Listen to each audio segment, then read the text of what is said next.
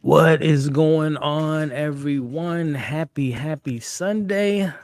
We are here live for tonight's after show of True Detective Night Country Season 4, and I am really stoked to be here with you all.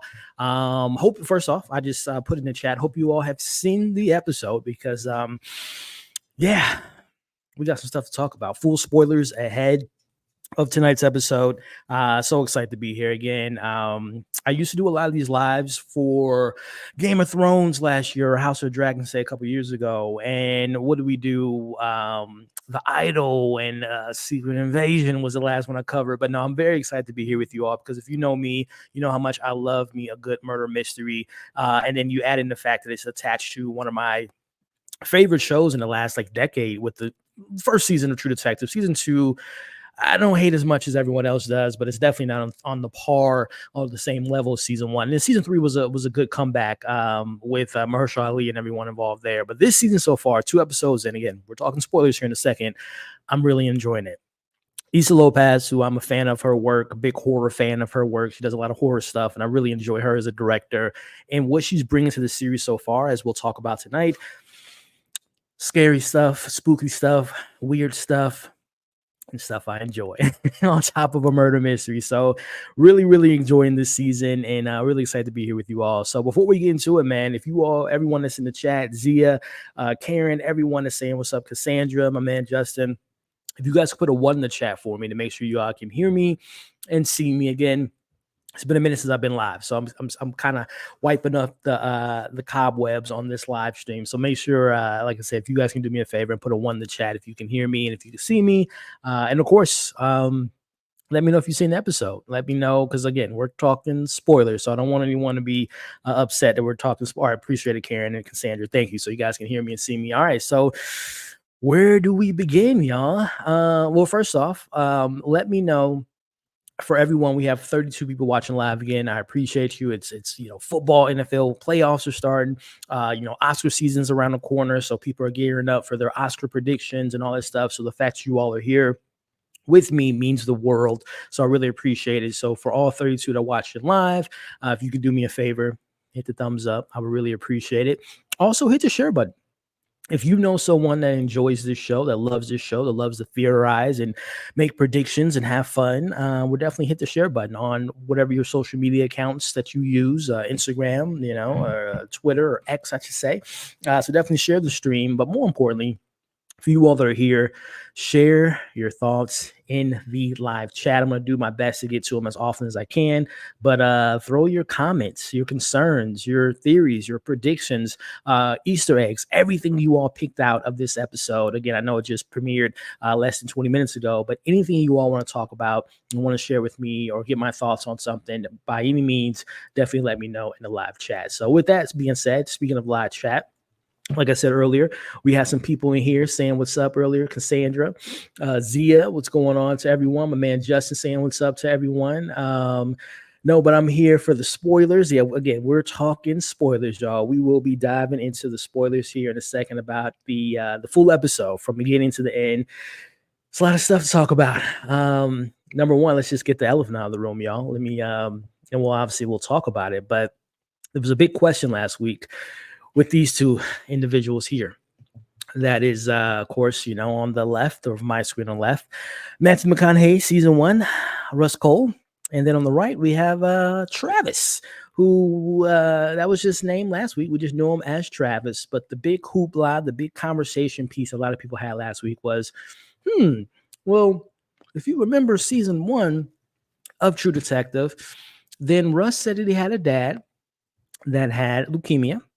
Russ said he had a dad that lived in Alaska.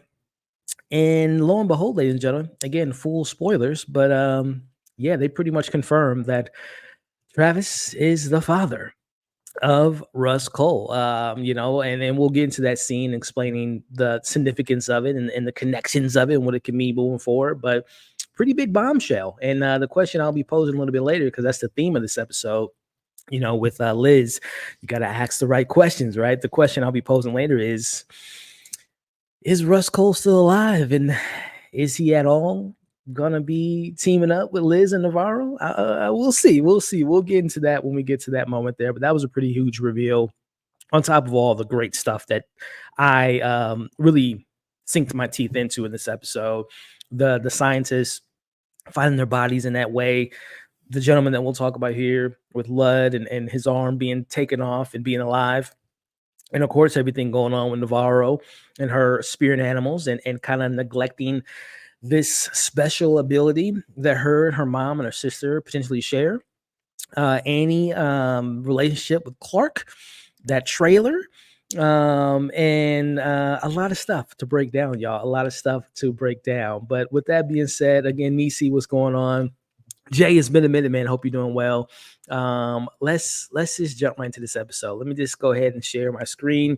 And just a heads up too, if you guys watched my breakdown last week, I will not have a full episode breakdown tonight, but I'm hoping to have that for you all tomorrow.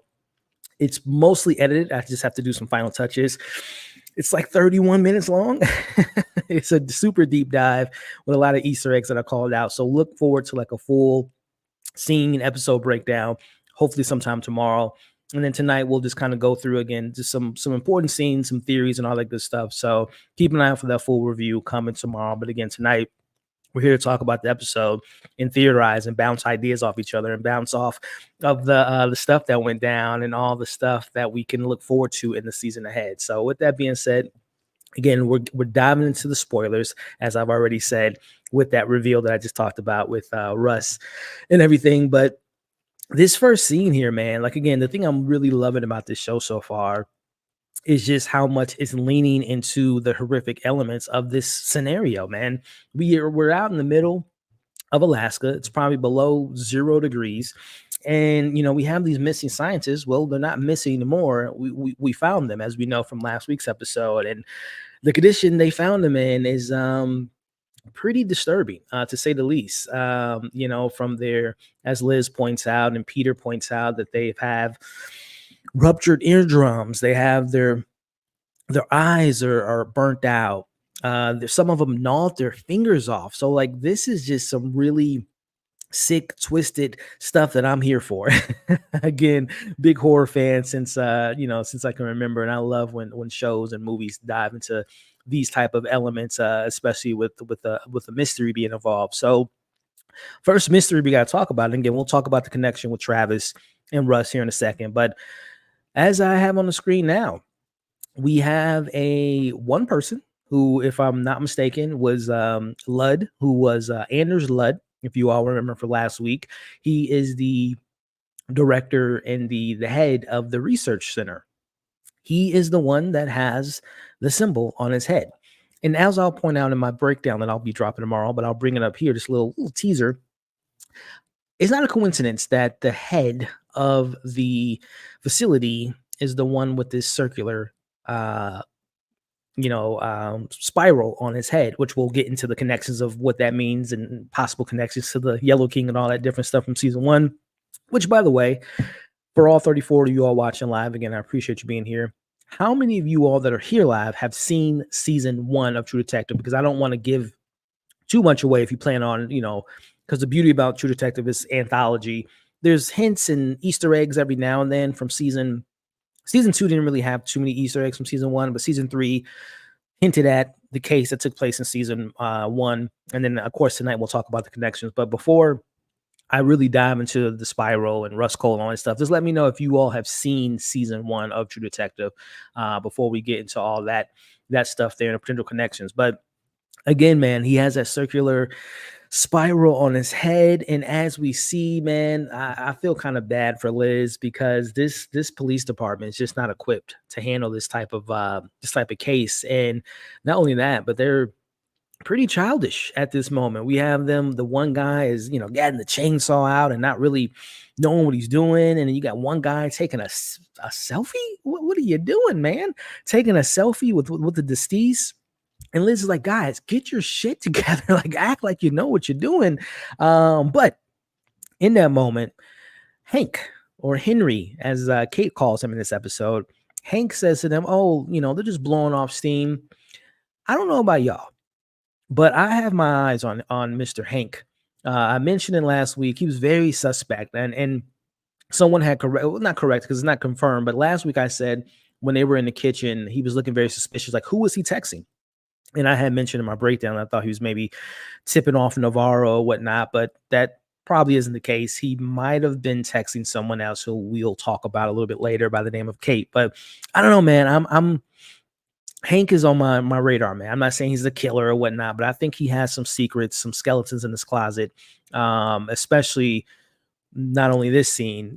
Again, he's like, oh, they're blowing off steam. Like, come on, man. You're the second in command. He used to be the lead of the department for Kate got there, or Liz got there. But yeah, later in this episode, something really stood out to me about Hank. But again, let me know if you guys are on the same wavelength with me involving Hank and suspect, someone that we might not be able to trust. But speaking of trust, man, I'll tell you who I do trust right now, and that is the intuition and the shining ability that we have with Rose's character, as her and Navarro kind of looking off in the distance. And, Navarro's telling her that she believes that this is all connected to the Annie case, which I think she's definitely 100% correct on that. And we'll get into my reasons why a little bit later. But, she says to her, oh, well, if that's the case, it's probably going to end up the same way with Annie. You're probably not going to get any answers as that case went down. But the Rose character, man, I'm very intrigued by.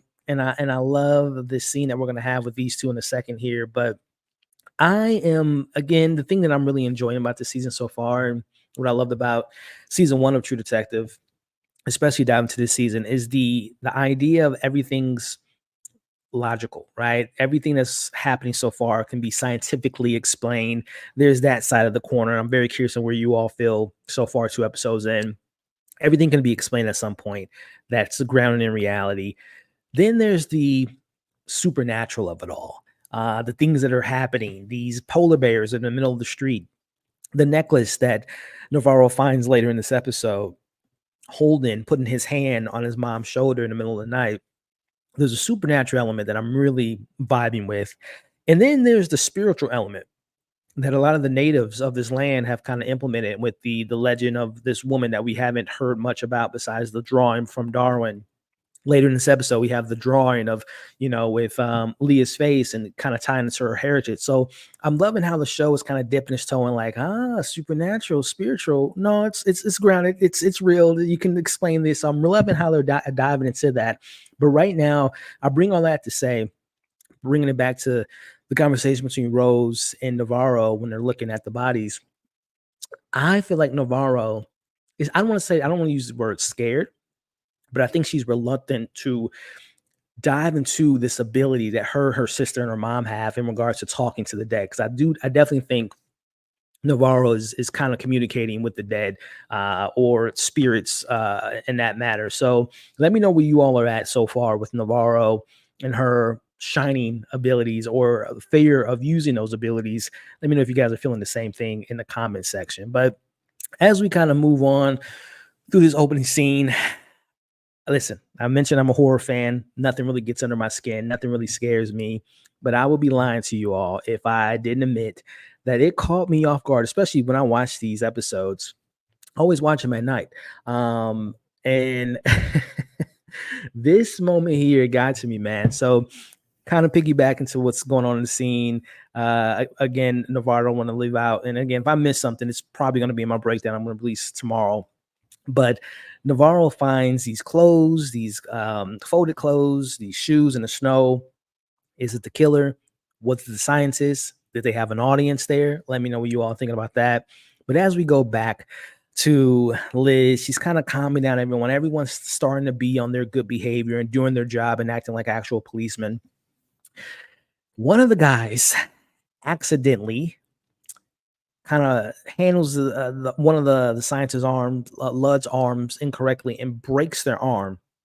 And all of a sudden, my goodness, this is Lud, the leader of the head of the department, screams, which, you know, I don't blame him because obviously that would be painful. Screams and listen, that scream in that moment caught me off guard, man. That completely caught me off guard. This moment here, man. Like, let me know again. For my 36 people watching live, again, I appreciate y'all. Thumbs up, share, continue to drop your comments. I'm gonna get to those here in a second. Did that catch y'all off guard? This man who's screaming for his life. Now, was he screaming? Obviously, I think he's screaming because he just lost his arm. But was he screaming because it's all, you know, adrenaline? He's possessed. He has some of the whatever was inside of Clark is inside of him, the supernatural entity, if we're dealing with that. What was it that caused him to scream besides, again, losing his damn arm? And later on, we find out he's going to be losing his leg soon. But, man, that moment got to me, man. Again, this is what I'm loving about this show so far is just the environment, cold Alaska. It's always nighttime. The murder mystery element, the supernatural, spiritual, tied into this great, you know, lore of the 3 previous seasons and stuff like this. Man, just puts a big smile on my face. This is a great opening moment, man. A terrifying moment, if you ask me. So, big question at hand is, okay, it seems so far that all of the scientists are dead. Why isn't Lud dead? Why is he alive? How is he alive? Is the question I really have.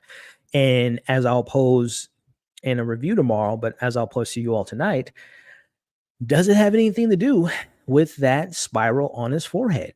Is that some type of sign of protection? Is it a sign of, you know, a ritual that those that have that marking, as we know so far within the context of the show, as we'll talk about later, we have Clark has it. He had it tattooed 4 days after Annie died. We obviously know that Annie had the circular spiral on her as well.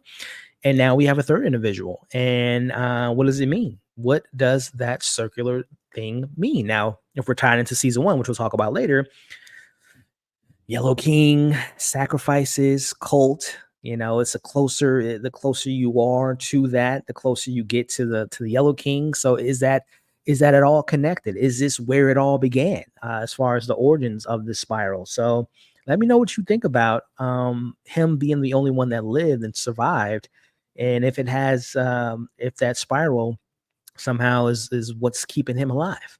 Let me know what you all think about that. But before we move on and get into more in the conversation here, let me see what you guys are talking about. Nathan thinks are you on the same wavelength as me, Nathan? You think that spiral might have kept him alive and might have some reasoning to why this man is able to survive and no one else did? A lot of you all said you saw season 1, great, so we can talk about that a little bit more in the connective tissues. Eric, what's going on, Eric? Eric saying I loved last week, but I was skeptical of the new creator.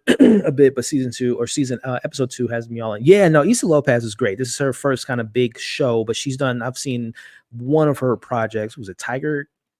What was it? Afraid of Tigers. It was a small independent film that dropped a couple years ago. I was just like, yo, she is awesome, and I'm really excited to see more. She's done other stuff prior to that, but that's like the one thing I saw prior to her taking over the show. So it's in good hands, man. I'm a big fan of her work, and I love what she's doing so far. And of course, she wrote all 6 episodes, directed all 6 episodes, so we're getting that cohesiveness, and one through line through a creative lens, and I'm loving what she's doing so far, and I'm glad you are on board as well. Let me see. Has anyone else got any thoughts about Mr. Ludd and the scream here? It was a pain. Frederick Cole combined. Yep. Oh, damn. I didn't realize the guy who screamed was the guy with the arm. Yeah. That was his arm that got torn off or ripped off accidentally. And that's the same guy, like I had mentioned, that has the circular spiral in his head. And again, does it have any correlation? Because the reason I bring him up and the significance of him is, again, he is the head and the director of the research center, and I would think that person has the power to say who's going to be working in the facility. So but him being the head, him being the leader, obviously he had to handpick or hire Clark. Does he have anything to do with this? That is the question I have for you all. Let me know what you think about all that as far as the connections there. But let's see. Moving on into our next section here. I do want to point out, and I don't know if you guys, I'm a big, I don't like to skip, especially when it's a good like intro and a good opening credit scene. Because not a lot of shows have like good opening credits nowadays. It is, jump right to the show, which, to each their own. And some shows you just want to get right into it. But I love when shows take the time, as I pointed out in last week's breakdown, that the opening credits have like little Easter eggs that you all can find, right? There's the polar bear on a rocking chair. There's Liz that seems to be drowning in the water, in the ice. There's, a graveyard. There's a protesting sign. There's so many little Easter eggs within these opening credits. And within tonight's opening credit, if you guys, didn't skip, again, I don't recommend skipping the opening credits, especially when you have a show like this. It's giving us little Easter eggs and little tidbits.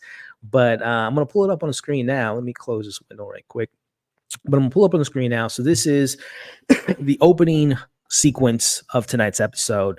And the very last frame of the opening sequence shows us that this is the trailer. This is the trailer that Clark had, and obviously we'll talk about that at the end, but this points towards the secret that him and Annie were able to go off the grid and have this little, I don't know if they were lovers, if they were they believed in the same ideology in regards to the spiral, Yellow King, Blue King, who we'll talk about later, or if they were romantically involved with each other. But nonetheless, as we can see, Clark or Annie has a shrine of all of her photos right above this little kind of makeshift doll that we'll talk about later. But again, I highly advise you guys for next week, stay, because I know on HBO Max you can skip credits, but don't skip the credits, y'all. You might see some little Easter eggs that gives you a little clue or little things to kind of look forward to within this episode. But as we kind of move through, again, I'm going to point out more of the bigger scenes, and then again, I'll leave all the more detailed stuff on the breakdown tomorrow. But we learn early on that Ludd survived, and he's going to lose his leg. I believe it said obviously he lost his arm, but he's going to have his leg amputated. He's induced coma. So, hopefully by next week or sometime, in the next 2 weeks, we'll be able to have the conversation that I think we're all waiting for. What the hell happened at the center, at the research lab? So hopefully he can remember and not be under some type of, he'll be in stress and pain, but hopefully he didn't, one of those situations when you have like these unexplainable events, you don't know what happened, you blacked out, you completely blacked it out. But hopefully he'll have some information that he can share with Liz and Navarro, hopefully, like I said, next week or the week after that. But she goes, I can't remember, I think the gentleman's name was Bryce. He's a teacher. And let me know in the comments too. And I love the darkness. If you guys have ever seen, obviously John Carpenter's The Thing, a lot of people making the influence and connections to that movie and the show and homage to that. But there was a vampire movie that came out probably over a decade with Josh Hartnett called 30 Days a Night. Great movie, but great horror film, great vampire film. But seeing these characters living their entire lives throughout the darkness, I'm still haven't gotten used to it, because when she goes to the school, I'm like, wait, it's I forget that it's daytime. This is, this is their regular life now for the next 2 weeks with this complete darkness. But neither here nor there. She talks to Bryce. He informs her that he knows a little bit of information. Now, I assume he knows this because he seems to be, I can't remember what he taught, geometry. He was a scientist teacher, but nonetheless, he was familiar with, the people. I don't know if he ever took a trip down there or whatnot, but he seemed to know what they were doing. And he pretty much details it to Liz that they are, and we knew this from last week, they're trying to discover the origins of life or whatnot. And obviously we'll hopefully get more details of that. But, he says that they were there to figure out a way to stop cellular decay, whether that's cancer cells, or whether that's disorders, or different diseases, microorganism cure disease thing. Again, I'm not a scientist or doctor, so nonetheless, they're there to fix cures, or the cure people of genetic disorders nonetheless, and cancer being a big one. So they're trying to do good, but as Bryce says, it was never gonna work because of all the different, where they're at in the middle of the, the Atlantic, Arctic below zero weather, and things get old, and they've been there for 18 years. So it's like it's almost kind of like a pointless job. Well, not pointless job. They're trying to obviously help the world. At least that's what we think. I think they might have been doing something else, which we'll get into later. But nonetheless, he said it was a game changer if they would have figured out, what they were there to solve, which I do think. I think they had a breakthrough, y'all, and I think Clark was the one that figured it out. But we'll leave that for later. But as let's just talk about it. I talked about it up top about the Travis and the Russ Cole connection, but let's actually talk about the scene. So as we have the conversation, Navarro goes to visit, after being invited by Rose to come to her little cabin. She's talking to her and letting her know about how long she's been talking to Travis. And she mentions a lot of this. Listen, there's so many great scenes. I know for some people at home, they want all the answers. They want to get everything given to them. But I love like sit down, quiet moments, figuring out things, and characters having these conversations. She talks about that she's been, seeing Travis ever since he died. And she mentions the night that he, decided to take his own life due to leukemia. He kind of wanted to go out on his own terms, and he made homemade croissants. He played her a song. They made love. Which last week I don't know why I thought that was her son. I guess because we didn't really see like him up close, but the way she spoke of him last week made it seem like, oh, my Travis. Like I don't know. I just feel like when people put the way she said it just seemed like it was maybe her son. But nonetheless, as we know, because she said they made love, this was her lover. I don't know if they were married or not, but this was her life partner nonetheless. As she says it, she tells all that stuff. And then she says the line to him, to Navarro. He left me one last gift, which, Navarro was the one that found him in the ice, which is so weird. She's always finding dead people, which again, I think she needs to open up her third eye and talk to the dead, like her sister and her mom. But she found his body, and then she says that he left me one last gift. Good old Travis Cole. Now, again, I know I asked the question if you all have seen season 1. A lot of you all say yes. So obviously, Cole is a very familiar name within this franchise, and that name is of this gentleman here, Matthew McConaughey's character, who was, Woody Harrelson. Everyone in that show was great, but the MVP is, without shadow of a doubt, was Matthew McConaughey as Russ Cole.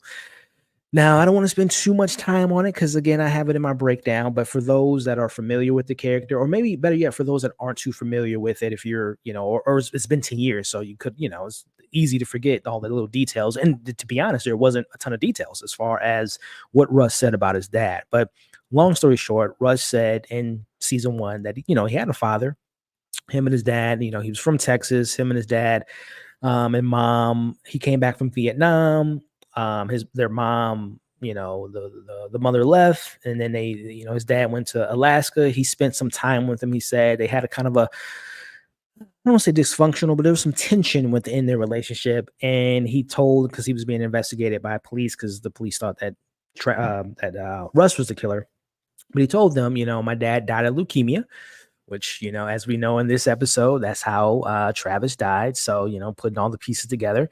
And that was pretty much it as far as like the details and information that, Russ said about his dad. So, and when I first heard that, I'm like, okay, when people mentioned it last week in episode 1, like, oh, that could be his dad, I'm like, the timeline doesn't really match up. But thinking more about it, that conversation that Russ had with the police in season 1 was in 2012. This show takes place in 2023, as shown later in this episode. When Liz prints out a photo, you can see the date, which was December 21st, 2023. So that flashback that we saw tonight, that could have been 10 years ago, right? And when Russ said his father died of leukemia, that kind of lines up. So how do y'all feel about it, man? Does this revelation mean that Russ, and listen, I don't want to say it because I don't necessarily think he needs to be in the show, but do you all think that he's going to appear in the show? Do you want to see Matthew McConaughey's character make an appearance or a cameo or a phone call? And,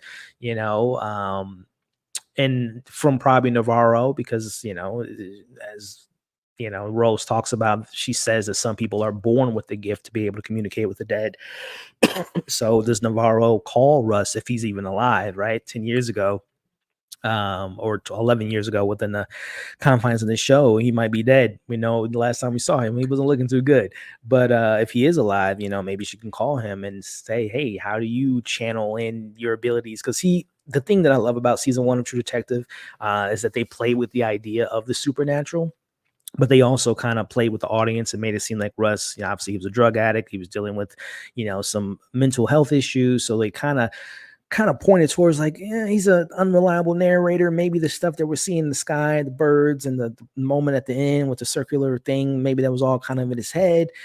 Or maybe he really did see it. So I'm very curious if he is going to play a part in the season, because again, going back to the importance of the opening credits, Matthew McConaughey is an executive producer in this season. So again, I pose it to you all.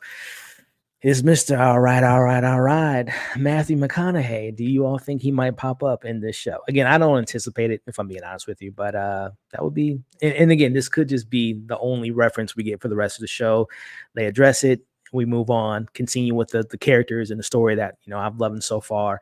But let me know how you guys feel about it. And also too, this is the biggest kind of like attention to it's all under one roof potentially, because like I said, season 2 didn't really hint at season 1 events or characters or connections or whatnot. Season 3 had like a little small moment. It was a scene where they were connecting cases and they mentioned that a case happened similar to theirs in that season, and there's like it was like a news clipping or like a newspaper with Matthew McConaughey and Woody Harrelson's character, so that was like their kind of, maybe it's under the same, in the same universe, in the same world. And here we go here. So this is the biggest one yet out of the 4 seasons as far as extended universe, the TDU, the True Detective universe. So let me know what you all thought about that revelation. But going into the scene here and the importance of the scene, Rose says a couple things that really speaks to me about why this season is going to be different from the previous ones that play with the idea that supernatural things could be involved. But at the end of the day, season 1, season 3 kind of more made things seem like it's no more logical, scientifically could be explained. This season kind of diverts from that and says, no, we're dealing with supernatural, spiritual things, because Rose tells Navarro that they're, when she communicates with the dead, they can either want, they miss you, they want to say hi and, just kind of let you know that they're there, or they want to tell you something, right? Something that's pivotal, something important, or they want to take you with them. But then she also says, because Navarro mentions her sister Jules and everything she's going through, and that she's hearing things and seeing things she hears from their dead mom. She tells her there's a distinction between supernatural, spiritual things, and mental issues.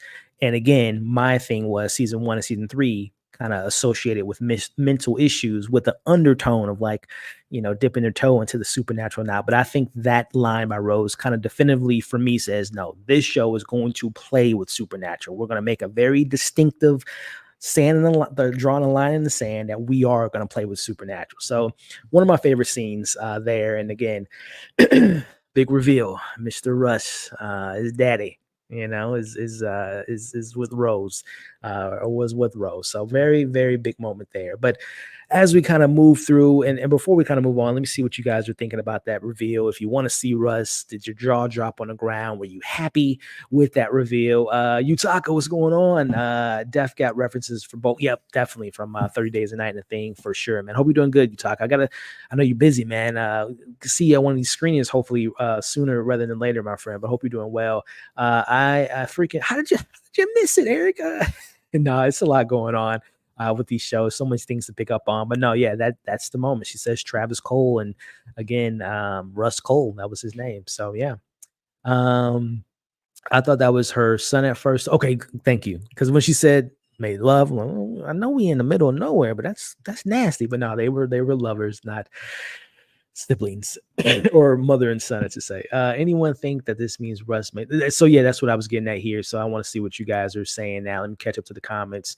Yes, he needs to appear, Cassandra's. I don't know if he needs to appear, but I would not be opposed to it. I just, when you have characters or stuff like that, sometimes it can take away from like the characters that we're following in the show. Like if he were to pop up next week or in a finale, like that's, of course, it's going to bring in viewership and people talking and having conversations, which is always good, especially when you enjoy a show like this. You want as many people to watch it and talk about it as possible. But I just don't want it to take away or distract from the story and the characters. And then people say, oh, well, I wanted more of Russ. Why didn't he give us more? So that's my only issue. But if they can obviously, like I said, narratively find a way to organically fit him in and not just, have him, post-credit scene type of moment. But yeah, it'll be interesting if he does pop up.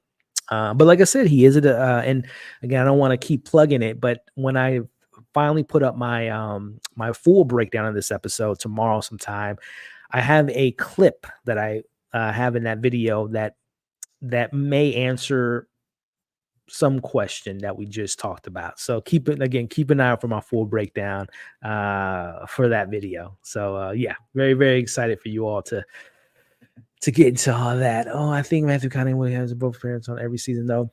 That's true. That is true. But I don't know. I have to look back. But I think you're right. I can't remember the credits, but you might be right. You might be right, my friend. But neither here nor there. Also, yeah, and we'll get into that here in a second, Bill. As far as the spiral and all that stuff, man. If season 2 somehow ties, that would be crazy. Probably would be forwards. Yeah, season 2 was doing his own thing and kind of took a much different. It was like what drugs and crooked police corruption. It wasn't. Yeah, I don't hate it as much as everyone else did because I know it was like really poorly reviewed. But I kind of hope he doesn't appear. I don't mind on the connections, but I like to see in the cast be able to. Yeah, that's what I'm getting at. As far as like one of the reasons I wouldn't want him to, because it can, distract from the show at hand. But no, ask the question, right concept ahead. Let's see. But Utaka says, sir, I am addicted. Yeah, me too, Utaka. That's why I'm here live, man. I wanted to go live last week, but I just couldn't find any time to add it in. But I'm very much hooked into the show, man. Like when not to get too distracted or off course, but when I watch these episodes, I'm like taking notes and I'm like pausing, stopping, thinking about things. It's just and that's just, this is my cup of tea. I love murder mysteries, as you all can see. Ryan Johnson's Whodunit, big fan of like Whodunit, murder mysteries. Mayor of Easttown, one of my favorite shows in the past couple of years. It was a great HBO show. What was that show with Ben Mendelsohn? That was another supernatural type of show. It was based on a Stephen King novel, The Outsider. If you guys have seen The Outsider, that's a great show on HBO as well. But I just love a good mystery, a good murder mystery with a good backdrop of like a cold Arctic setting like we have in this show. But moving back into the discussion here, we talked about the Russ and the Travis connection. We talked a little bit about the spiral and everything, which again kind of wrapping up that conversation between Navarro and Rose. She talks about, do you see the spiral on the head? And Navarro says, yeah, I've seen it before. And I don't know if she said I've seen it before because she saw it on the photo of Annie and she makes the connections there, or if she's seen it somewhere else, which I'm really excited to see if we get more of her backstory, especially with the that scene that we saw last week with her being in the army and that her friend with her face half blown off. But she says to her, she says the spiral, she puts it on the snow and she says that spiral is probably older than Ennis, which I don't know how long Ennis has been around. It's a fictional town. But then she says it's older than ice. And if it's older than ice, we're talking thousands of years, y'all. So yeah, the spiral. Again, going back to our season 1 fans out there like myself, the spiral was connected and associated to the Yellow King, who within the confines of that show was, a very kind of mysterious, almost cosmic like entity that kind of, catapulted this cult to making sacrifices and killing people and what have you. And again, if you've seen the show, they obviously found the killer, but they never really got too much into the details or gave too much more of the mystery of the Yellow King. So the question I want to pose to you all is, going back to that comment by Rose, do we think the spiral from season 1, season 3, and now season 4, number one, is it all connected? And if it is Ennis where the spiral originated from?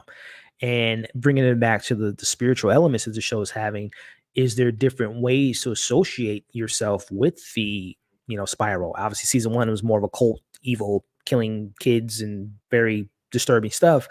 Same with season 3 with kidnapping kids and stuff like that. Is the way that they use it here in Alaska, especially with the native side of it all, is it a way of like tying to speaking to the dead, reviving people, resurrecting people? Is there different ways to use this and to show and use it differently than what we've seen it before? And again, did it originate in Ennis? Let me know if you guys are thinking about that in the comment section. But moving on, we get the introduction to another character in this week's episode, Captain Connolly, who we find out Liz, man, shout out to Liz. When she gets bored, man, she makes a couple late night calls, if you know what I mean, some booty calls. But she she had a relationship with Conley. She had a relationship with Bryce. And I'm curious of who else she had a relationship with, but neither here nor there. She had a relationship with him. She's like, send the case to Anchorage, which is an actual town. It's a city in Alaska. I believe it's the largest city in Alaska. They're more equipped to handle cases like this. But he says to send it there, and he's like, no, I'm not going to do that because I want to do the case. It's my case. I'm going to handle it myself. And he's like, oh, get the chopper, take it. Liz, we're going to send this to Anchorage. I'm like, no, you got to follow protocol. The book says you got 48 hours to it thaws. So for the next 2 days, the bodies have to stay in it. So I like their back and forth. I'm very curious to get more of their relationship and their bond that they have here on and off the shift as their captain in chief there. But let's talk about this scene here. Let me see if I can find it here. I mentioned earlier how my my radar is on with a character by the name of Hank. So we have a scene where Liz comes up with the idea of putting the bodies in a rink, which obviously the conditions are fit for it. But last week, there was a mention of a character by the name of Kate. As I found it here. Let me share the screen with you all. This individual here. And if you all remember what they said about Kate last week, Navarro, when she was, trying to get answers of Annie's case, she got into some fights with some miners. She got into some fights with some, other people of the town. And then she went to this person's house and was asking questions, what you just going to bury this case? You're not going to look into it more and have the resources to figure out this crime and this murder. And that person was who we see on the screen now, which is Kate. And the way I see it, and I actually speculated about it last week, and I think they pretty much confirm it in the scene, that she's kind of the big deal in this town. She owns the rink. She owns the mines. And she's someone you don't want to piss off because she might, take you out, which I'll get into here in a second. But I want to talk about the scene between Kate and what we have here with Hank, or as she calls him, Henry. She tells Hank / Henry that, that boy of yours should, teach my sons some private lessons on skating. He's like, yeah, I'll talk some sense into him. And again, my radar might be off, but some more times than not, if you've seen some of my previous shows of murder mysteries, Only Murders in the Building, I'm 3 for 3 with that show on guessing the murder. Season 2, I wasn't all the way right, but I had some good moments there. Mayor of Easttown, I had my moments there. Nonetheless, let me stop patting myself in the back. I have a suspicion, and this even heightens my suspicion when Kate has this conversation with him. Says, get your boy out of the department. Have him teach my boys how to skate. That to me was just like, hey, I have my hands in the police department. I don't want people that's not on the payroll in the police department, and your son is one of them. So let's try to get him out of the police department. But then she says something to Liz that really caught my ear. When she told Liz, when Liz asked her, can we put the bodies here? And she says, sure. But then she says yes because she tells her, I love my town. Now, obviously, nothing to really look into. But then I said to myself, she loves her town. She sounds like someone that will be willing to do anything to make sure that her town is thriving and people are happy and everything's good. So then it got me thinking, she loves her town so much that I wouldn't put it past her that she would be involved in Annie's murder. Because if we remember what Ryan, Annie's brother, last week said to Navarro was, she protested against the mines and she ruffled some feathers, got people upset. Obviously, it got her killed, unfortunately. But who would make a call like that to have someone killed? I think we're looking at her, y'all. I think Kate might have had some involvement in Annie's death because, again, going back to Ryan's comments, if you in the mines, you kill the town. That's like their main source of their economic system is like built on the mine. Later in this episode, one of the guys says, we provide you all with schools and all this stuff. So like if they shut down the mines, the town is done for, right? It's almost like back in the day in Detroit, Michigan, when they shut down all the the mechanic or the Ford and all the different stuff. The town was decimated. That's not even a word. Decimated, for decades. It's still, they're still recovering from all the economic destruction of those businesses. So going to this even fictional town, but in the context of the show, the mines, this is how the town runs off of that. So yeah, she loves her town, y'all. She loves it so much she would be willing to kill someone to make sure that her town can thrive and continue to thrive. So that's my kind of working theory right now, is that Kate has her hands in the police department with someone like Hank, some of the other police officers, minus like Liz and minus like Peter. And she has her minors, and she might have had them do the deed, which was killing Annie. So let me know if you guys are looking at Miss Kate here as a prime suspect for not obviously the scientist, but definitely into the Annie case. Let me know what you all think about that. But let me see. Is there any other major things before we get into kind of the ending of the episode? And again, I'm going to get into all this stuff in the breakdown, but the scene between and by the way, throw all your questions, comments, theories in the chat for all 56 of you all that's watching live. Again, I appreciate y'all. It's cold out here in Missouri. It's football time. It's Oscar season. You all can be doing anything, going to sleep, right? You got to get ready for work tomorrow. But the fact you all are here with me, I really appreciate it. And if you guys appreciate the content and appreciate the conversation, thumbs up, share, and like I said, drop any of your thoughts, theories, comments in the live chat. But we have some really great character scenes in this episode, man. I talked about the Rose and Navarro scene, the suspicions that I have about Hank here. The scene that we have in the ring with Liz and Peter as they're kind of, throwing ideas. She says, we're not asking the right questions. I love those type of scenes, man, when you have characters trying to figure it out. Because in some shows, you kind of blow past things. You don't really dive into like, how did you put how did you get from here to there? Like, where was all the stuff in the middle? So I love like these little moments as he's coming up with his hypotenuse is right now is his thought is maybe the scientists came into a bear, which we know there's a polar bear out there. We don't know if it's real or if it's made up, it's fictional, or if it's a dead polar bear. But he said, maybe they saw a polar bear. They were frightened. They ran outside. And I can't think of the terminology. It's like paradoxal hypothermia or something where you're like freaking out and you're getting all hot. So they took off their clothes. But then the question is, why do all that, right? Would you be so scared of a polar bear if you're doing, you're taking your clothes off, you're biting your fingers, Liz speculated that maybe the pressure of being outside was what caused the eardrums to rupture and their eyes to bleed or burn out. But yeah, man, I just love that scene so much, man. And it speaks to just a character of these two characters in particular, that Liz, number one, she's great at her job, but also Peter's really becoming a good detective as well. And I love their bond and their relationship. And as Navarro says to Liz earlier, it's only a matter of time that she's going to F it up, or himself, Peter's going to mess it up because of his dad, as we'll talk about with Blood is Blood.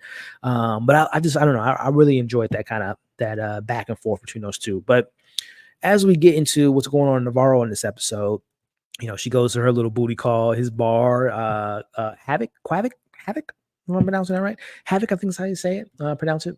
But she goes there and, she asks Ryan if he has ever seen Clark, and he says no, which again, I want to believe Ryan, but something about Ryan's throwing me off too, y'all. I know he's the brother of Annie, but he even said last week him and Annie weren't on the best of terms. They didn't talk for like the last year before she died or something like that because of all the protesting she was doing. But I'm not saying he killed his sister, but I just have this again, the hush money, or the, Kate having everyone on lockdown and like, forcing people to kill her. I feel like Ryan might know what happened to his sister. I don't know what it is, man. I feel like he knows what happened to his sister, because as I'll talk about in the breakdown, but last week we saw him in his apartment being interviewed by Navarro, and he tells, obviously you can see he has a son, and he needs his job to support his son. I think I don't sound like he has split custody with his son. I don't think he's with the mother.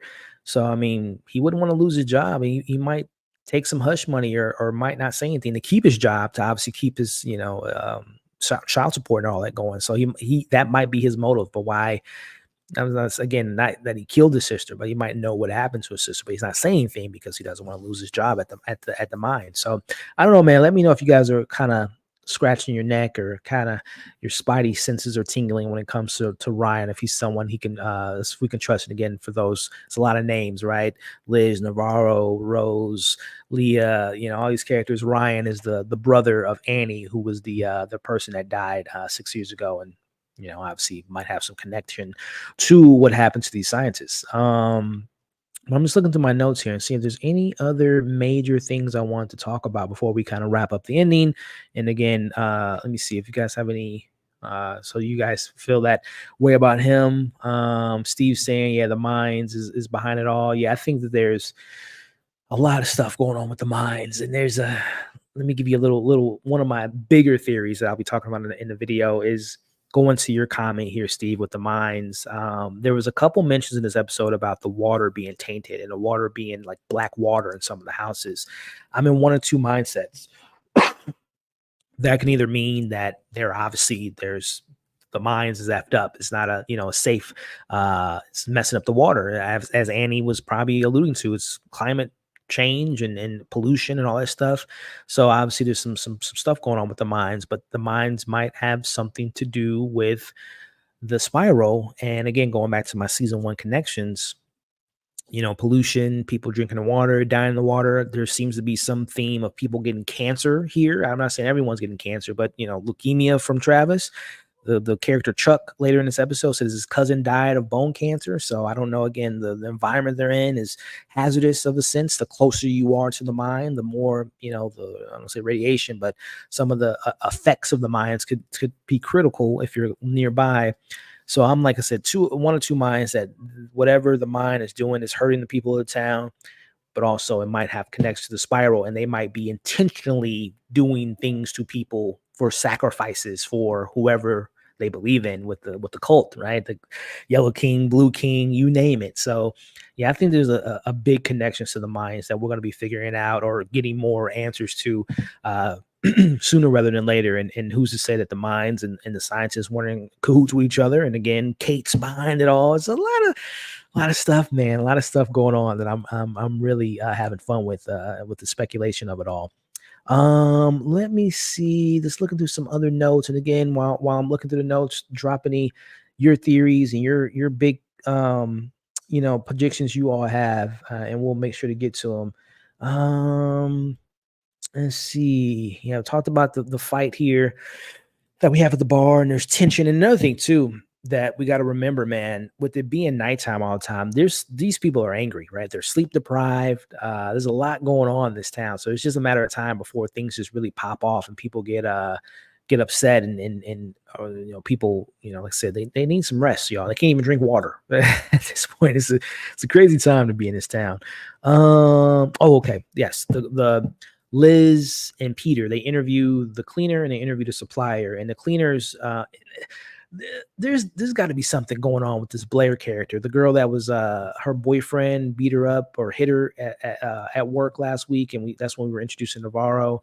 She says something about it being witchcraft. I'm very, again, that's why I'm loving like the cold angle. Like there's so many different ways and different places that can you know how they interact with the spiral, is if it's more of the cults, or is it a witchcraft, is it meant for harm, meant for good? So there's so many different ways that they can take this spiral and interpret it differently. But the one girl says that it could possibly be witchcraft, which is interesting because that definitely looks like it was some witchcraft going on in that trailer that we'll talk about at the ending here. But then when Peter interviewed the supplier, who we know was the guy that was the one that didn't find the scientist, but he found the tongue. He was the first one on the scene last week in the opening. He tells Peter that he saw, the tattoo when Clark was running around all, crazy and whatnot, which again, is just like, why did they deal with him? As they say in this episode, why would you deal with this crazy lunatic? I don't say lunatic, but this person that clearly has some issues. Why is he still on the payroll? Why are you all still allowing him to be a part of this crew? Which again goes back to the beginning of, like I said, I think there's some connections between Clark and Luds, the director of the research center. So very interesting stuff here with those two. Let's see. Any other major things I want to talk about before we get into the ending, and any other crazy, wacky theories that I have that might not have any weight behind it, but we'll see. We'll see. You know what? It's not a big thing, but I'm just curious where you all are at with Hanky, Mr. Henry here. The subplot involving him and this like bride online, woman from overseas coming to marry him. I wonder where that's going. I'm very curious on when that's going. If it has any ties, because right now it just seems like she's, I can't remember that show on TLC. It happens in real life. People, scam and marry over here to get to get citizenship or whatnot. But that's what it's looking like right now. Like, oh, I'll send you some money for your mom or whatnot. But I'm very curious of what they're going to do with that Hank and the mail order bride situation. If there's any significance to that plot, let me know what you all are thinking about that. If it at all, because it's 2 weeks in a row they bring it up, and to have it was a small scene, it was a quick scene. But to have him bring it up again in this episode, he's like texting her. Obviously, it led to him finding out that his son took the Annie's file, and leads to the scene where he, smacks him and whatnot. But I'm curious on if there is some significance to this particular relationship. But speaking of significance, I mentioned it last week. Who else is funding the lab? So we found out that it was a non-governmental organization, but we never figured out who was the other person funding it.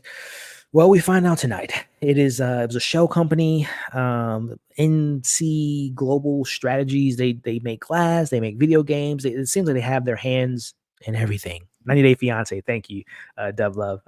That show is funny.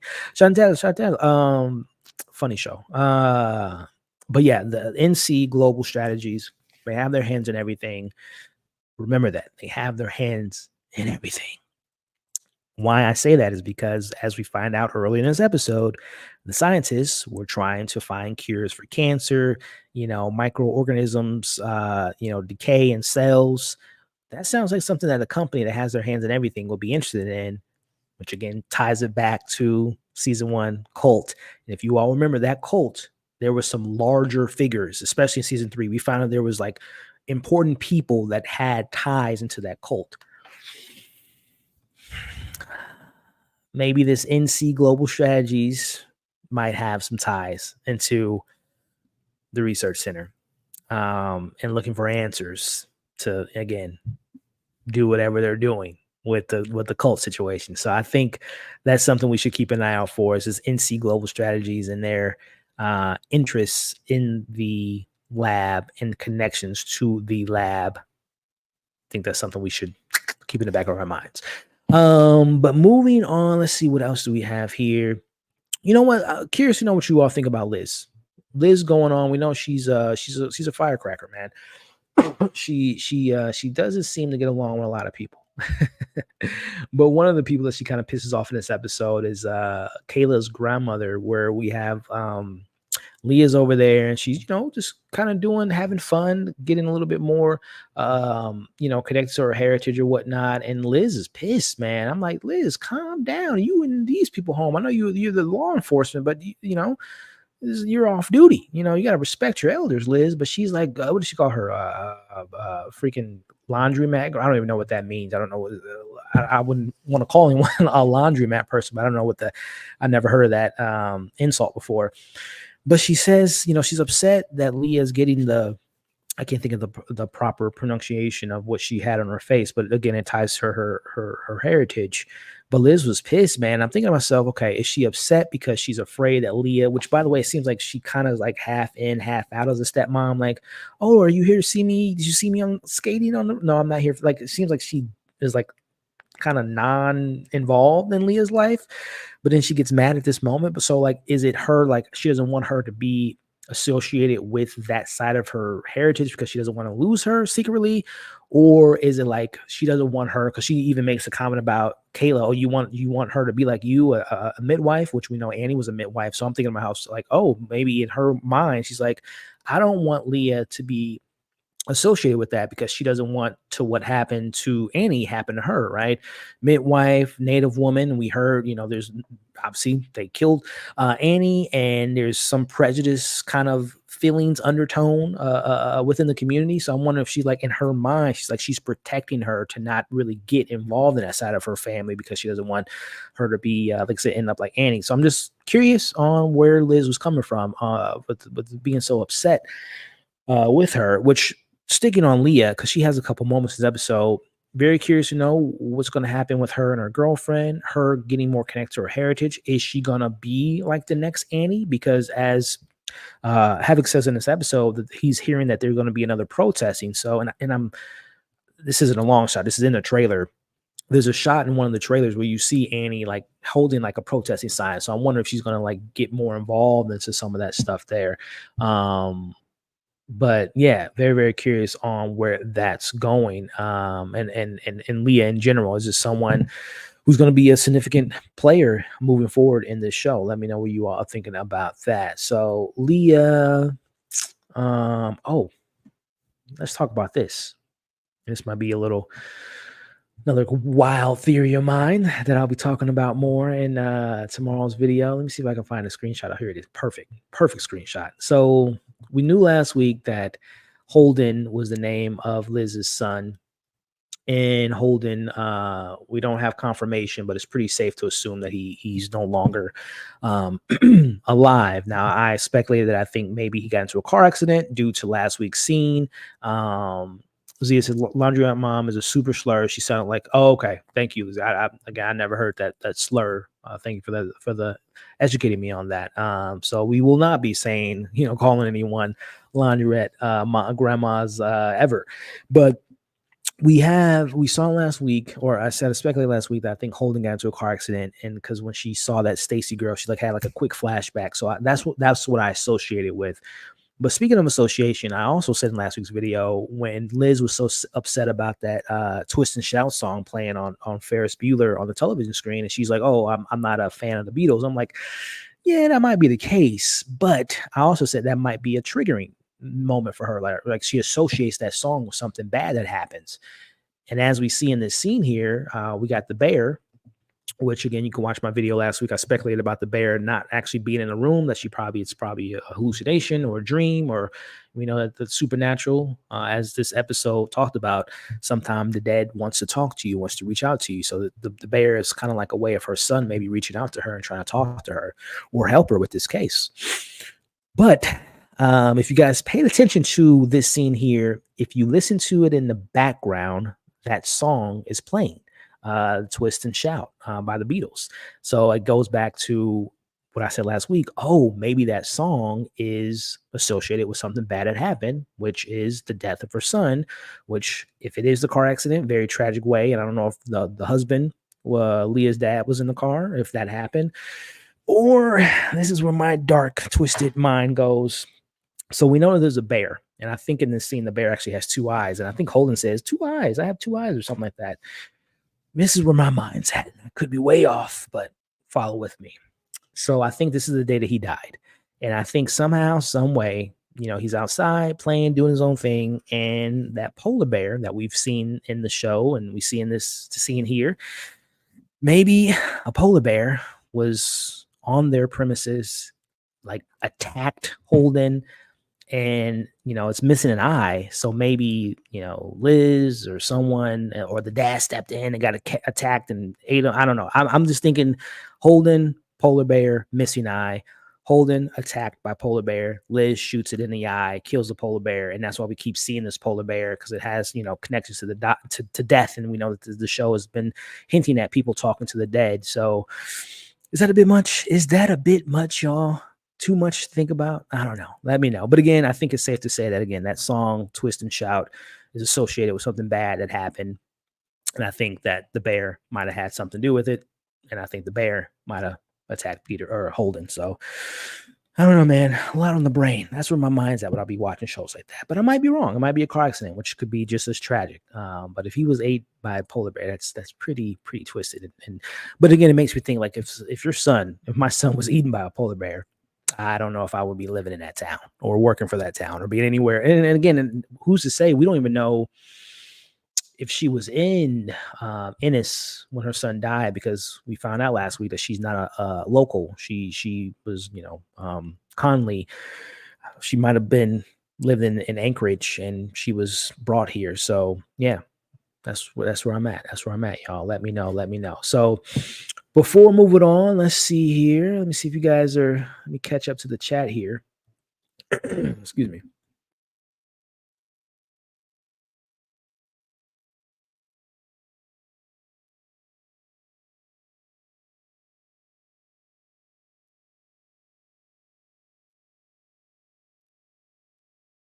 Sorry, someone just texted me. I'm just reading the text right quick. 1 second, guys.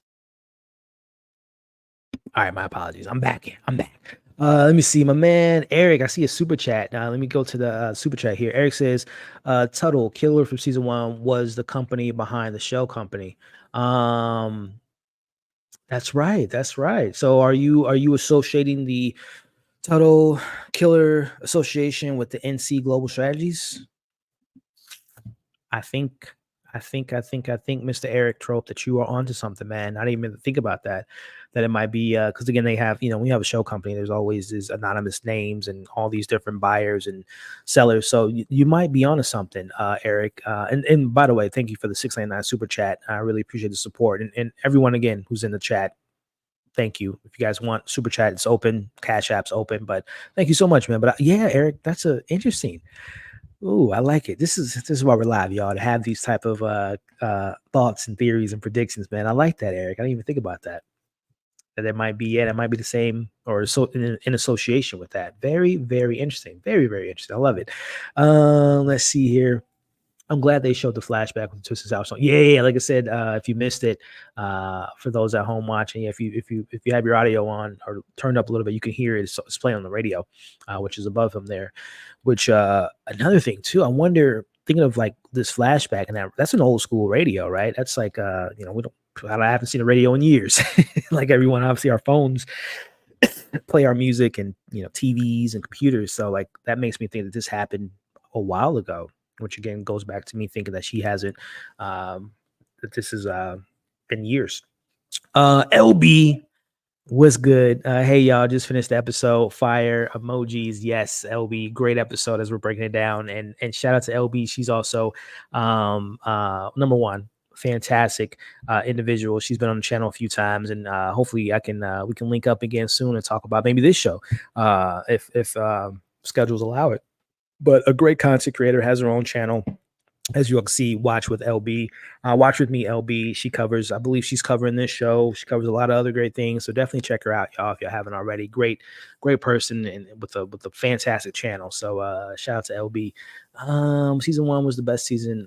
One of the no, 100% agree with you. One of the best season 1s I've ever seen. Definitely up there. Okay, I didn't even see that. I'm sorry. Eric screaming at me, not screaming at me, but yeah, I forgot to bring that up. So yeah, that's a great catch there, man. And Bill brings it up too. My bad, y'all. I didn't see see that there because I'm just locked in. Bill says, were they looking for immortality? Potentially. We don't know the capabilities of what they're looking for, but yeah, that could be the case. Immortality could be something that they were looking for sure. Let's see. Steve had a theory. The scientists discover the mine is poison in town, so they need to take it out. That's a good theory. But at the expense, of doing what they did to them. That's a pretty crazy way to send a message to them. Is a company funding? So yeah. Very, very interesting stuff there. I love that connection there. That Bill and I'm just going back up and seeing you guys mention that quite a few times. So again, I appreciate the super chat and bringing that connective tissue there. Let's see. Yeah, I thought that, but Cole somehow I can't miss Nicole. But yeah, that's a good time, man. It's a good time. But yeah, like I said, I think this scene is I think we're gonna end up seeing what actually happened to Holden. And I think if it's not the car accident, it might be that polar bear, y'all. But we'll see. Only time will tell. Just looking through the other notes, I think we're approaching to the end of this episode. Again, Peter gets slapped by his dad and he says blood is blood. Again, I think he's pretty much saying when it hits the fan, son, you better be on my side, and not 'cause it almost feels like Peter looks up to Liz in a sense, like almost like I don't say a motherly figure, but we know that his mom left, which I'm curious if she's gonna pop up at all. But yeah, he really respects Liz, and obviously Peter doesn't like that, or his dad Hank doesn't like that. So I'm very curious if he's like saying, "Hey, when the time comes, son, and when it really hits the fan, I need you to, blood is blood, be on your dad's side." So we'll see what's going to happen with that. Something to keep an eye out for as well moving forward. But wrapping up the episode and getting to our final thoughts here. And again, this is fun, man. If y'all want more of these next week and the week after that and the week after that, all the way to episode 6, like, share, and keep dropping those comments, man, because I love this show and I love talking about it with you all, for all 76 of y'all wonderful people joining me live. Let's see, anything else I have here. And again, if I'm skipping over stuff, it's because I'm talking about it in tomorrow's breakdown, which again, it's about 30 minutes. So get your coffee, your tea, your popcorn. Tomorrow's video is a long one, but it's a fun one though. A lot of stuff I talked about tonight is elaborated on a little bit more in that video, and some stuff that I haven't mentioned is in that video. So keep an eye out for the full breakdown tomorrow. I'm just looking to see.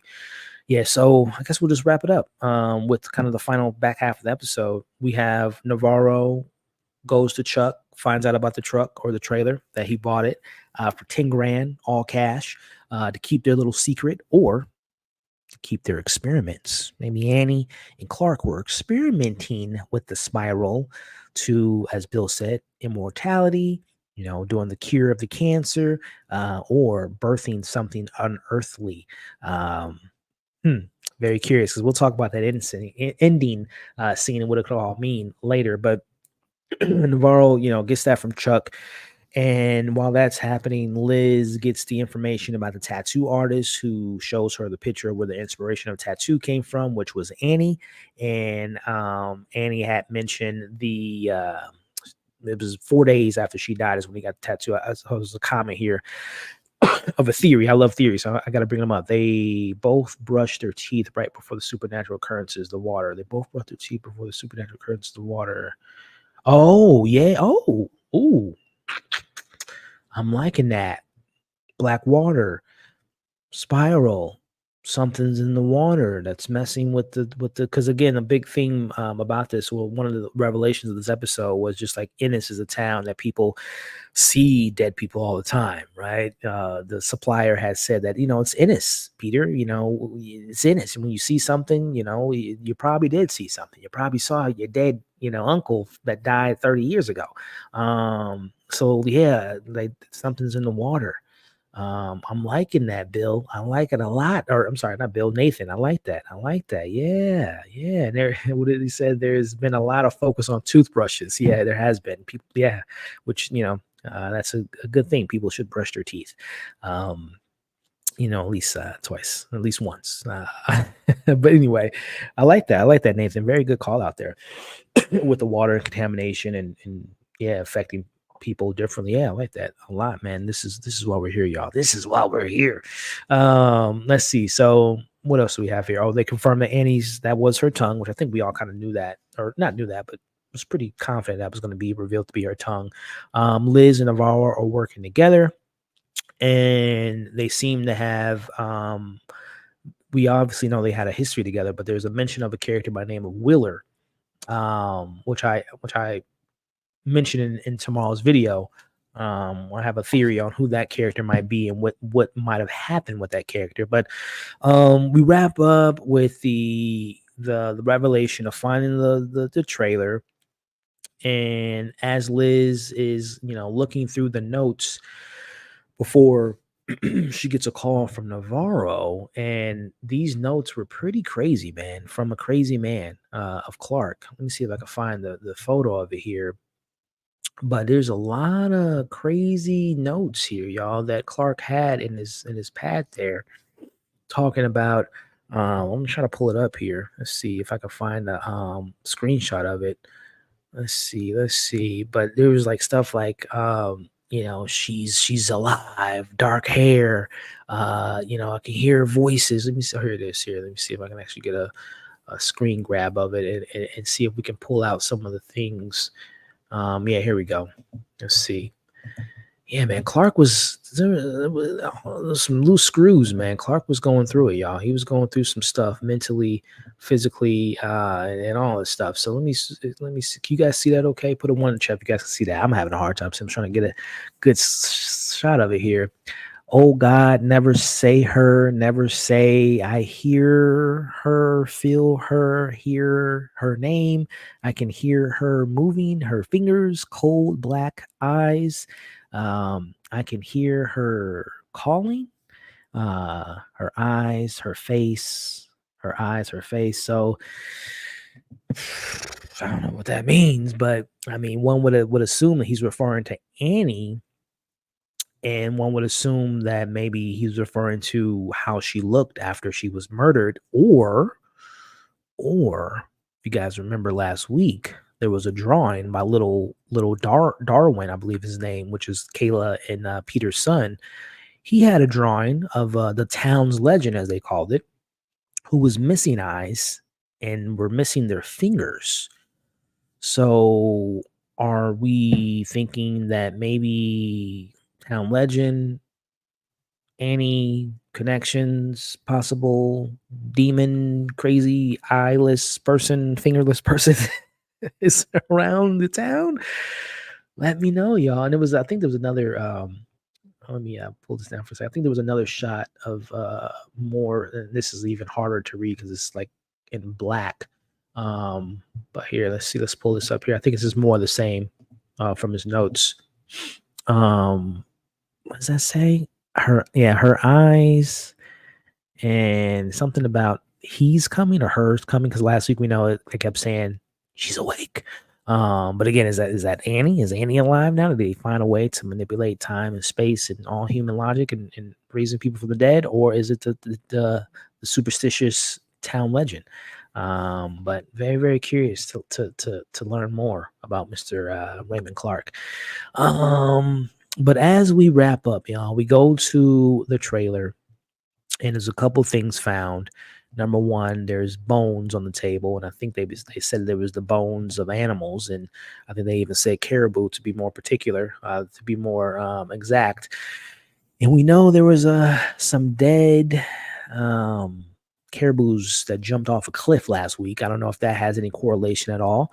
They have Annie's phone, which I think is going to be very important. Maybe there's some video on the phone that can allude to what her and Clark were doing, not in a sexual way, but in a supernatural witchcraft ritual way, which brings us into this moment here, which is the shrine of Annie. There's like all these like dolls and things on the wall. And speaking of things on the wall, there is the good old spiral on the wall, as we see here. And by the way, again, just talking about the great production of the show, like the sound design, the creepiness, you can hear like a whisper going on. Like I love the creepiness of the show. But we have that on the wall. But then what in the world is this? This doll figure thing. Like I don't know what's going on, guys. What is going on? Now, I talk about it in tomorrow's video, but just a little hint at what I'm getting at. Annie is a midwife, which we all know. If we don't know, they help people, women through pregnancy, help them through the process. And Clark and the scientists are looking for the origins of life. Was Clark, was Annie, and some of the scientists trying to create human life as we know it through the powers of the spiral and whoever they worship. And whatever this kind of makeshift doll is alive. That's who's alive. That's who Clark was saying, she's alive. We had that like 6 times in last week's episode. So very, very interesting stuff here.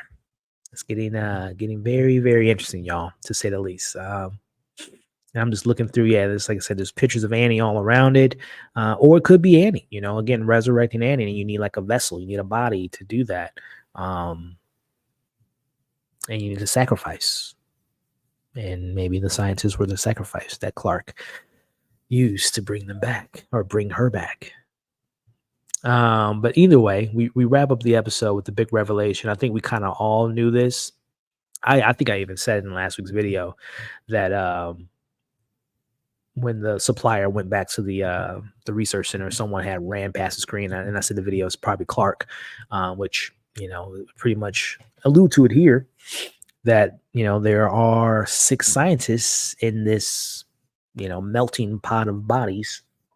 We know one of them is in a hospital recovering from his amputated leg and his arm being ripped off, and obviously the after effects of being left in the ice for 3 days. But then there's one person not accounted for, and that's Clark. He's still out there, y'all. He is still out there. So, oh man, good. And then I love when they pan out. I love these like little cliffhangers of the way they wrap up the episode. You get a big revelation, and then the episode. And I'm loving it. I'm loving it, man. I'm really digging the show so far, y'all. I'm really digging it. There's so many. Again, this is a taste of the theories that I come up with when watching shows like this. But nonetheless, man, generally speaking, this was a good character-driven episode. From backstory, I feel like this episode really gave us a sense of Ennis, the town, and the mysteries and the secrets and the lies and the deception and the corruption from the Cates, the Hanks, the police department, Conley, the belief system of these characters. Liz doesn't want to believe, certain elements of this case died into supernatural. You have Navarro, who seems to be neglecting. I purposely left out some scenes. I'll talk about it in the video, but Navarro has her encounter with Supernatural with the necklace from this episode. She seems to be very much not willing to tap into that side of her, like and I'm not saying it's a willing thing, because obviously her sister's kind of freaked out about this ability of hearing the dead and hearing from her mom. So there's a lot of stuff, man, that I'm really loving about this show so far. The mystery is there, the creepy supernatural elements are there, some really good performances, I think. Jodie Foster and Navarro, and all the Rose, and all the acting is really, really, really strong to me, man. These characters feel like they're lived in. They feel real. This town feels real. So I'm really enjoying the show, y'all. And I'm really, really excited to see what episode 3 has in store for us. And I will have a breakdown of that, hopefully on time, next Sunday. But speaking of next Sunday, man, let me know, what do you all think about this format? Do you want, and continue to drop your comments. We'll wrap up here in a minute, but let me know if you all like this format. If you guys want to have an episode 3 after show and talk about that, and do that moving forward every Sunday night, or maybe Monday for those that haven't seen it, and maybe watch this on a replay. Let me know in the comments if you guys want to do more of these after shows for this show in particular. And if you want to do it, after the episode, then I have my episode breakdown, then we'll go live after that, or we go live the following day. Let me know if that's something you guys want to do moving forward, because as you can tell, your boy, I'm like the Charlie Day character, Charlie from Sunny in Philadelphia, with the I have my little strings and ties and theories that I have here, and I talk about them in the video, but sometimes you just want to get it out more. So let me know if you guys would like that moving forward, these type of after shows. All right, so let's see. Any comments before we wrap this up? Immortality seems to be what it might be leading to. Yeah, potentially. Let's see here. Vic says, so they said they pull things from the ice. They have damage. Let's tell the tongue had some. I wonder if there's 2 statements. Yeah, potentially. Yeah, good call. That Annie is, maybe she's in the ice. But like I said, maybe she's alive, man. Maybe Annie's alive. Not in a human form, almost like a Pet Cemetery situation. She's alive. Uncharted 3. That's funny. Also, it's crazy how it's been a decade since season 1, and we're finally getting a direct continuation. Yeah, man, that's the beauty of when you have great creators. Finding a way to weave in stories and make sure it lines up without feeling too crazy. Let's see here. Sorry, I know I asked like 50 times, but just to clarify, we think the screaming guy is alive. Yeah, no, he's alive. They I'm sorry, I thought I said it, but yeah, no, he's alive, because Liz is on the phone with the nurse, and she says that he's in a induced coma because they're gonna go do surgery on him to amputate his leg. So yeah, he's alive. We're gonna that's I thought I said it earlier that they're gonna. I'm looking forward to them interviewing him, because he is the only survivor so far. So yes, he is alive.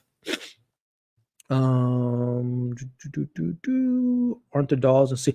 Honestly, Eric, I'll be honest with you, bro. I watched season 3 one time, and I don't really remember all the details. I wouldn't put it past you that there were dolls in season 3, because there were kids, and kids play with dolls, and there was obviously the whole rink of kidnappers and stuff. So yeah, I wouldn't put it past you, man. If there were dolls involved in season 3, which obviously ties into that trailer scene. Do you think? Let's see. Eric says, "Do you think 6 episodes would be enough considering the previous 3?" That's a good question. So, I hope so. I hope so, Eric. I think I feel confident so far that we will. There's not there's not a lot of storylines going on. We obviously have the Annie Navarro case, scientists, some of the backstory. I think the main stuff is going to get answered. I don't think the show has presented too many things that won't be able to be answered, but hopefully. And the way I hear, the way Issa López talks about it, she had pretty much free. I mean, she conceived the show as Night Country, just like a separate entity, without the, True Detective connections at all. So I would assume that before it became a True Detective story, the outline was to have 6 episodes to tell this story. So I'm hopeful. I'm hopeful. But we'll see, man. A lot of the times, the 6 episode format hasn't worked for a lot of shows, but we'll see. But I can say I know that these episodes so far have been, hour plus, which we know HBO tends to do that, not like Disney with their 30, 40-minute episodes. So, even if it is less episodes, we got meaty episodes with enough, screen time to really flesh things out. So I hope so. Yeah, after show. Okay, I'll keep that in mind. After show Sunday. Cool. All right, y'all. We'll see. I'll see. Again, when you're doing these things as a YouTuber, I love doing this. Obviously, I love interacting with you all. Haven't went live for the beginning of the year, but I haven't went live for 6 months prior to that.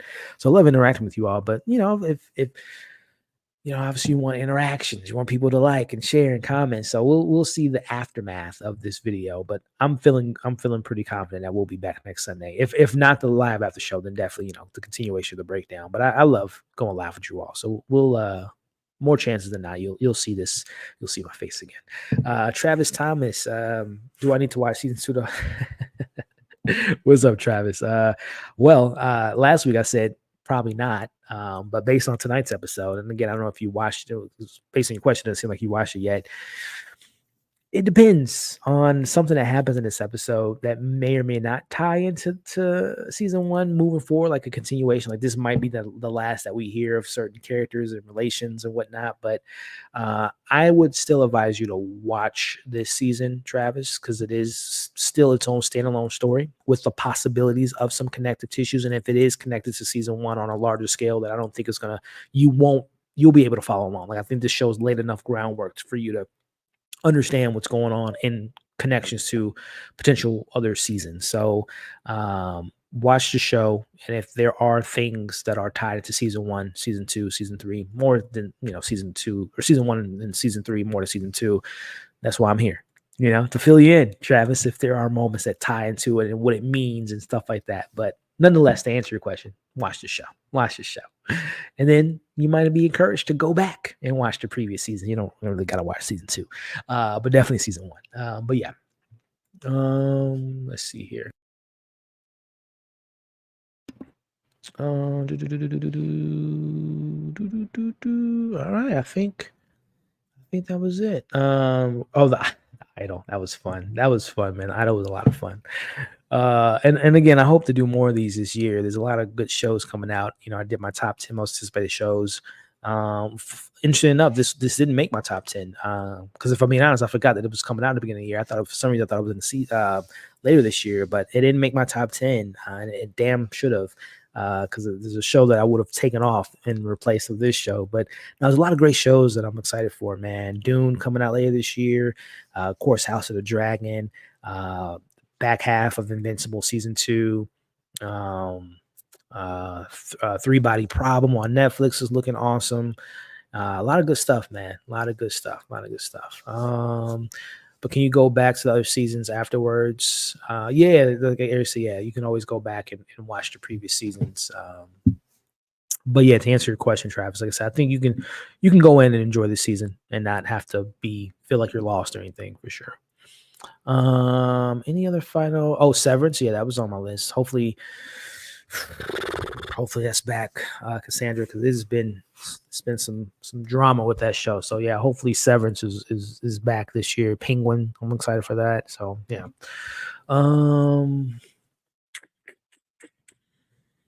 Let's see. The CEO. I started season 4, episode 1. I saw a little of season 1 and it was boring. Should I go back or continue with season? Wait, I'm trying to see. Let me make sure I don't want to put words in. I started with episode 1 of this season. I saw a little season 1 and it was boring. Oh man, I totally disagree with you. But hey, to each their own. I would highly recommend going back and finishing season 1. It is the opposite of boring, if you ask me. But you're saying, should I go back? Yes. Yeah. Go watch this season, right? Season 4. Enjoy it, and then go back and watch season 1. CEO. It's far from boring, if you ask me. But I'm gonna watch the first episodes of this season. Yeah, definitely, Travis. Let me know, man. Hit me up in the comments.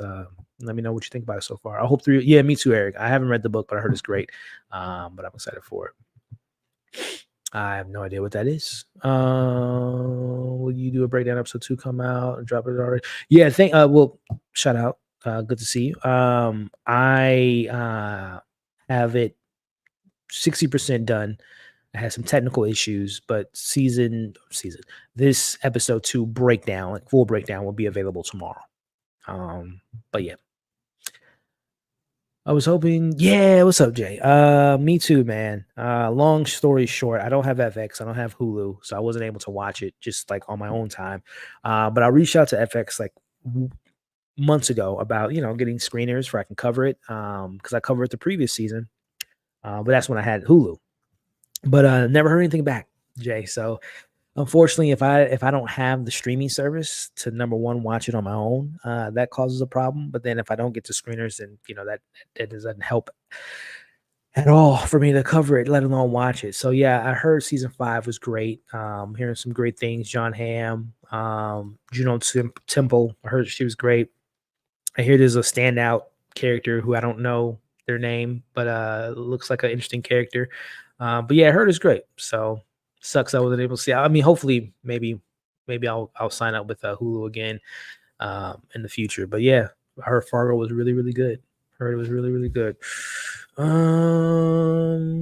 a lot of Fargos. Oh wow, Fargo season 5 was the best season yet. Ooh, season 1 and 2 is pretty fire, but that's awesome to hear.